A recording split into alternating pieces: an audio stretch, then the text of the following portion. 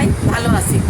আজ আমি তোমাদের ষষ্ঠ শ্রেণীর বাংলা প্রথম পত্রের জন্মভূমি কবিতাটা নিয়ে আলোচনা করব। তোমরা সবাই বইটা খুলে বসো, তাহলে তোমাদের পড়তে সুবিধা হবে। আজ আমরা জন্মভূমি কবিতা নিয়ে আলোচনা করব। জন্মভূমি কবিতা লিখেছে কে? লিখেছে রবীন্দ্রনাথ ঠাকুর। এখন রবীন্দ্রনাথ ঠাকুর, এই দেখো একটা, এইটা কার ছবি দেখো, এই যে একটা ছবি, এটা দেখেছেন তোমরা? ইনি হলেন আমাদের বিশ্বকবি রবীন্দ্রনাথ ঠাকুর। এখন আমরা রবীন্দ্রনাথ সম্পর্কে একটু জেনে নিই। দেখো, রবীন্দ্রনাথ ঠাকুর কত সালে জন্মগ্রহণ করেন এটা তোমরা জানো? রবীন্দ্রনাথ ঠাকুর জন্মগ্রহণ করেন 1861 সালে 7ই মে কলকাতার ঠাকুর পরিবারে জন্মগ্রহণ করেন। তিনি এশীয়দের মধ্যে প্রথম গীতাঞ্জলি কাব্যের জন্য তিনি 1913 সালে নোবেল পুরস্কার লাভ করেন। তিনি কেবল কবিতা নয়, উপন্যাস, ছোট গল্প, প্রবন্ধ, নাটক, বিভিন্ন ক্ষেত্রে তার কথা রচনা ছিল। রবীন্দ্রনাথ ঠাকুর জন্মগ্রহণ করেন 1861 সালের 7ই মে কলকাতার জোড়াসাঁকোর ঠাকুর পরিবারে। স্কুলে নিয়মিত প্রাতিষ্ঠানিক শিক্ষা তিনি গ্রহণ করেননি, কিন্তু 17 বছর বয়সে তিনি বিলাতে ব্যারিস্টারি পড়তে চান। সে শিক্ষা শেষ না করে তিনি দেশে ফিরে আসেন, কিন্তু স্বশিক্ষা এবং সাধনায় বাংলা ও সাহিত্যে এনে দেয় অতুলনীয় সমৃদ্ধি।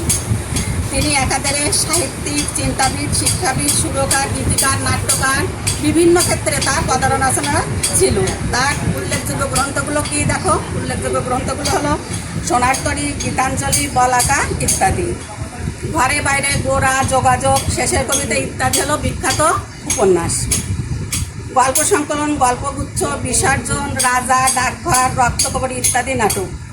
তিনি ছোটদের জন্য লিখেছেন শিশু, ভোলানাথ, খাপছাড়া ইত্যাদি। তার রচিত আমার সোনার বাংলা গানটি বাংলাদেশের জাতীয় সঙ্গীত হিসেবে গৃহীত হয়েছে। তিনি 1941 সালের 7ই আগস্ট কলকাতায় মৃত্যুবরণ করেন। এবার তোমরা মূল বইটা খুলে বসো। এখন আমরা কি করব? এই যে জন্মভূমি কবিতা, এই কবিতাটা আমরা সরাবে পাঠ করব। এই কবিতা পাঠ শেষে আমরা কি জানতে পারবো দেখো, সেটা আমি একটু বিলাসপাটা লিখে দিচ্ছি, তোমরা একটু দেখো।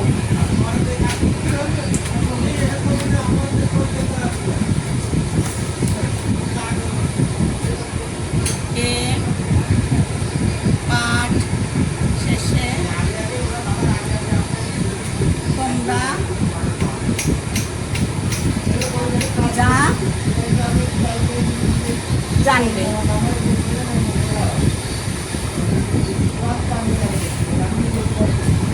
শরৎ পাঠ করতে পারবে, শরৎ পাঠ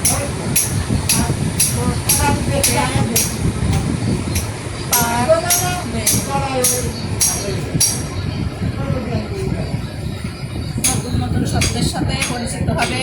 নতুন শব্দের সাথে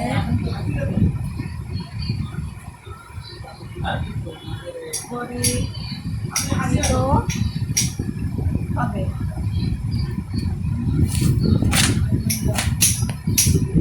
এবং জন্মভূমির প্রতি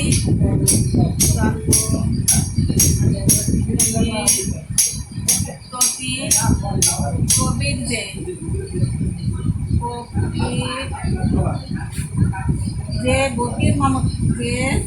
গতির মমত্ববোধ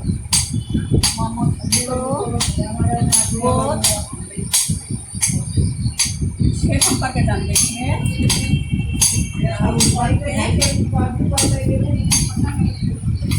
আমি একটু করে মুছে দিচ্ছি, দেখো, সে সম্পর্কে জানতে পারবে, জানতে পারবে।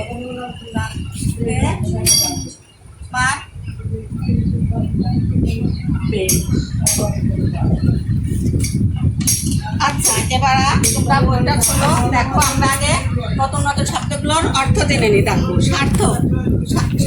সার্থক মানে কি? সার্থক মানে সফল। জনম মানে জন্ম নেওয়া। তারপরে মুতবো, মুতবো মানে চোখ বন্ধ করা।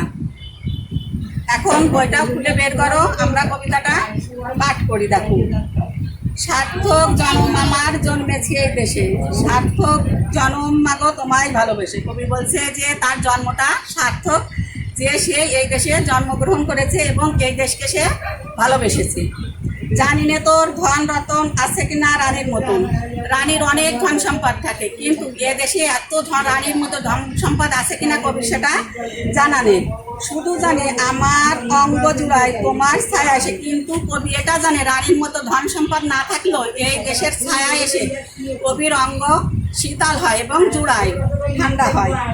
কোন বনেতে জানি না ফুল গন্ধে এমন করে, বলতেছে কোন বনে এরকম ফুল ফোটে যে ফুলের গন্ধে মানুষ আকুল হয়ে যায়। ভ্রমর যেমন ফুলের গন্ধে আকুল হয়ে ফুলের কাছে আসে, তেমন আমাদের দেশের ফুলগুলো এরকম সুগন্ধ।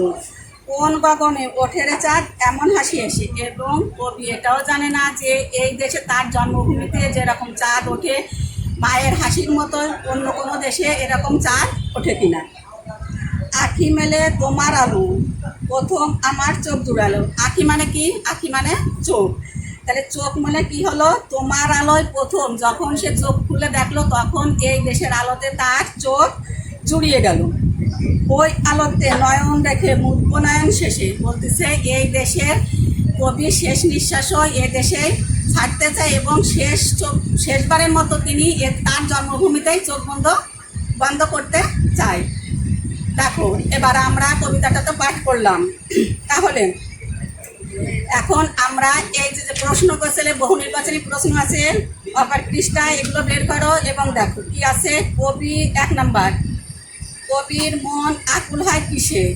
আমরা কি পড়লাম এর আগে? কিসে আকুল হয়? এখানে আছে চাঁদের আলোয়, গাছের ছায়ায়, ফুলের গন্ধে, জন্মভূমির আলোয়। আমরা কি পড়লাম এর আগে পাঠে? ফুলের গন্ধে, তাই না? জন্মভূমি কবিতায় গুরুত্বপূর্ণ দিক হচ্ছে, একে আছে দেশের মানুষ, জন্মভূমির প্রকৃতি, গভীর দেশপ্রেম। নিচের কোনটি সঠিক? দেখো, এখানে আমরা কি দেশের মানুষ, জন্মভূমি আর গভীর দেশপ্রেম, এবং এখানে 1, 2 আর 3। এখন তোমরা এই কবিতাটা বাড়ি ভালো মনোযোগ সহকারে পড়বে এবং বোঝার চেষ্টা করবে।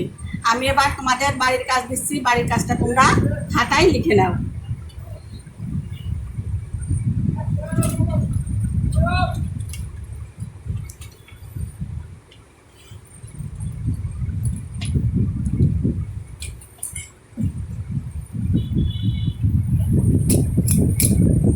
বাড়ির কাজ, বাড়ির কাজ।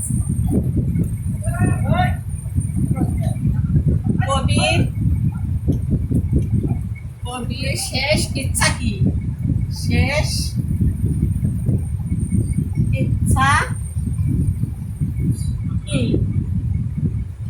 ব্যাখ্যা করো, ব্যাখ্যা করো।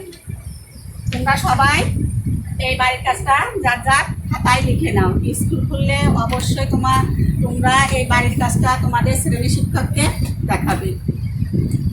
এবং এই মহামারীতে যে যার ঘরে অবস্থান করো, বাবা মার সঙ্গে সুন্দর সময় কাটাও। এই বললে আমি আমার শ্রেণী কার্যক্রম এখানে শেষ করছি।